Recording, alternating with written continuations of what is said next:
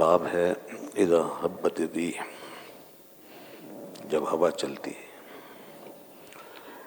چلتی تھی تو اس وقت نبی پاک صلی اللہ علیہ وسلم پر اس کا کیا اثر ہوتا تھا۔ اس میں یہ بیان کیا گیا۔ حضرت انس بن مالک رضی اللہ عنہ سے یہ حدیث آئی ہے، فرمایا کہ کانت الریح شدیدہ، سخت ہوا چلی، طوفانی ہوا، اذا حبت، جب وہ چلی تو عرف ذلک فی وجہ النبی صلی اللہ علیہ وسلم، تو ایسا جب بھی ہوا تو نبی کریم صلی اللہ علیہ وسلم کے چہرہ انور میں خوف اور خشیت کے آثار دیکھے گئے۔ جب ہوا چلی تو یہ دیکھا لوگوں نے کہ نبی پاک صلی اللہ علیہ وسلم کے چہرے پاک پر خوف کے آثار طاری ہو گئے۔ یہ ایک اثر ہے، اور یہ دراصل وہ چیز نہیں ہے جو کمزور دل لوگوں کے اندر پیدا ہوتی ہے، اس کو اس طرف نہ لے جائیے۔ جیسے کمزور دل آدمی کوئی بھی فنومینا ہوتا ہے، کوئی واقعہ، کوئی حادثہ تو ڈر جاتا ہے۔ بعض دفعہ آدمی بجلی چمکتی ہے تو ڈر جاتا ہے، بادل گرجتے ہیں تو ڈر جاتے ہیں۔ تو یہ وہ نہیں ہے، وہ کمزور دل والا معاملہ الگ ہے۔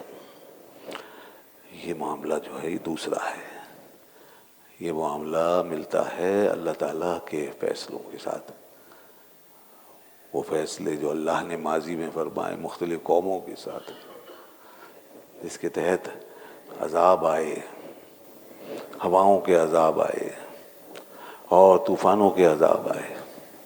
قوم عاد کے بارے میں آیا نا کہ قوم عاد کو اللہ نے طوفان کے عذاب سے دوچار کر دیا، سخت و شدید ہوا ان کی طرف بھیجی گئی، جس سے کہ وہ زمین سے ایسے اکھڑے جیسے درخت اپنی جڑ سے اکھڑ جائے، اور پھر ان کو لے جا کے پھینکا اور مارا۔ تو پہلے قوموں پر اس طرح کے عذاب آتے تھے۔ تو آپ دراصل اس کانٹیکس میں اس چیز کو لیتے تھے کہ کہیں ایسا نہ ہو کہ لوگوں کی نافرمانیوں کی وجہ سے اللہ نے عذاب کا فیصلہ تو نہیں کر لیا۔ زمین پہ کفر ہو رہا ہے، زمین پہ شرک ہو رہا ہے، ہزاروں لاکھوں لوگ ہیں جو اللہ کے فیصلے کو نہیں مانتے، آپ صلی اللہ علیہ وسلم کی نبوت کا انکار کرتے ہیں، مکے والوں نے آپ کا انکار کیا، اور یہاں تک کہ آپ کو ستایا، آپ کے اصحاب کو ستایا۔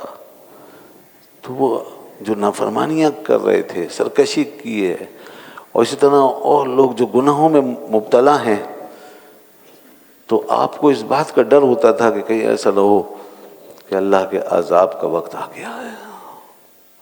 یہ وہ خوف تھا، اور یہ ایک بندگی کا تعلق، عاجزی، انکساری، تواضع، کہ آپ اللہ کے حضور میں خوف و خشیت و عجز و انکسار کے ساتھ رہتے تھے۔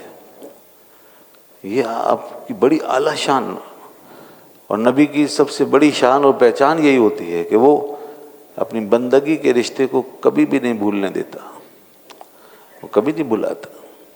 اور کوئی علم، کوئی کیفیت، کوئی معاملہ ایسا نہیں ہوتا کہ نبی کے بندگی کے احوال ان سے سلب کر لے، اور وہ بندگی کا جو اظہار ہے وہ آپ سے نہ ہو۔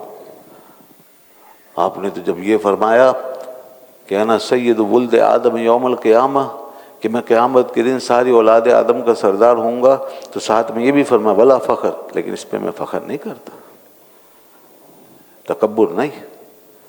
آپ نے یہ بھی فرمایا کہ میں انا قائد المرسلین، میں سارے رسولوں کا قائد ہوں، ولا فخر، اس پہ مجھے فخر نہیں۔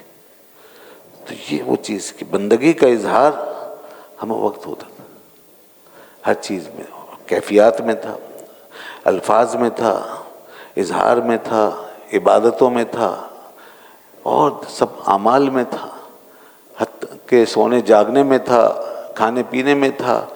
یعنی کھانا بھی اس طرح تناول فرماتے میں ٹیک لگا کے نہیں کھاتا بادشاہوں کی طرح، میں تو आजिज़ बंदे की तरह खाता हूँ, ऐसे सर झुका के।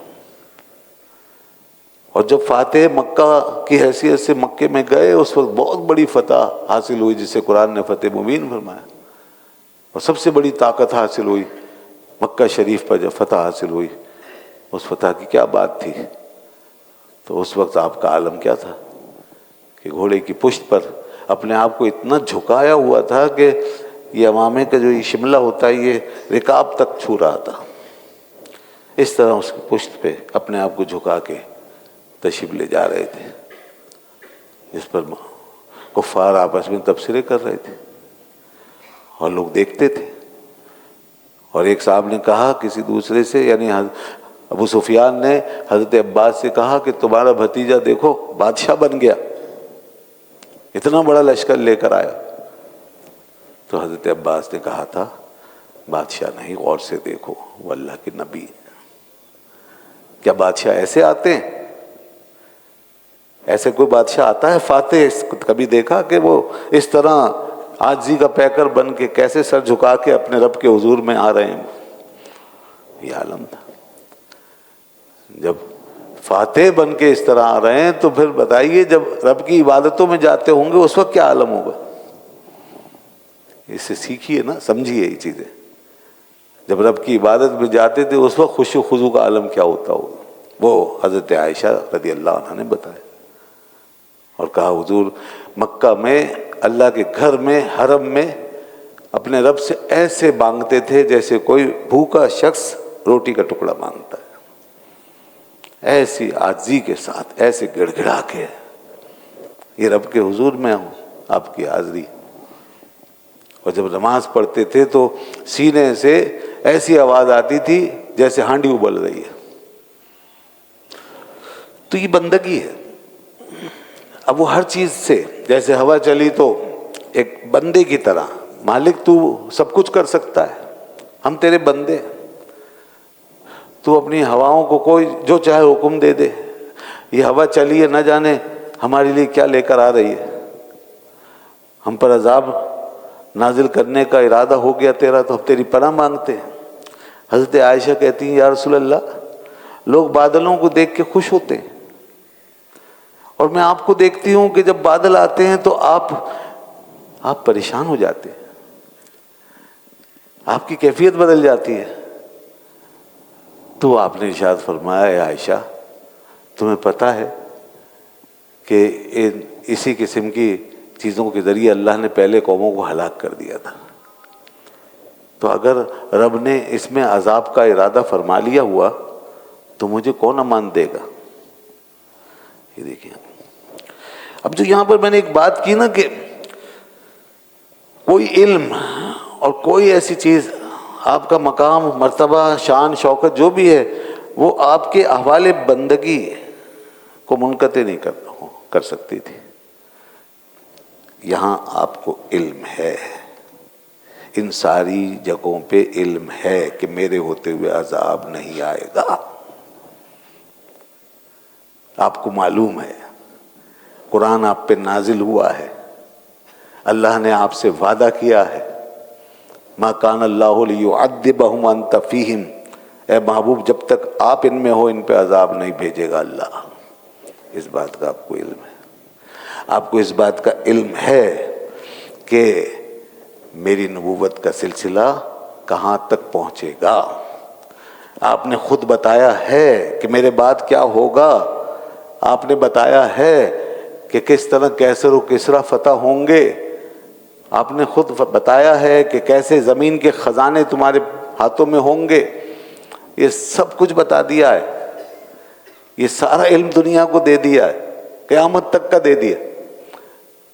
तो देखिए, अब वो इल्म आपको भी है, दुनिया को भी है आपकी वजह से, आपके बताए से, लेकिन इसके बावजूद जो बंदगी है ना, वो अपनी जगह कायम है। ये हवाले बंदगी है। एक आजिज़ और मिस्कीन की तरह रहना है अल्लाह के हुजूर में। उसके यहाँ दावा नहीं, उसके यहाँ बेखौफ नहीं होना। उसको जिस तरह वो है, जैसी वो शान रखता है, कादिर व कय्यूम, उसको उसी अंदाज से देखना है। वो सब कुछ कर सकता है। اگرچہ معلوم ہے کہ ایسا ہوگا نہیں، مگر وہ تو ایسے جاہو جلال والا ہے نا، تو اس کا اثر کیسے ہوگا؟ بندگی کس کو کہتے ہیں؟ اسی اثر کو قبول کرنا کہ رب بڑے جاہو جلال والا ہے، یہ ہے بندگی۔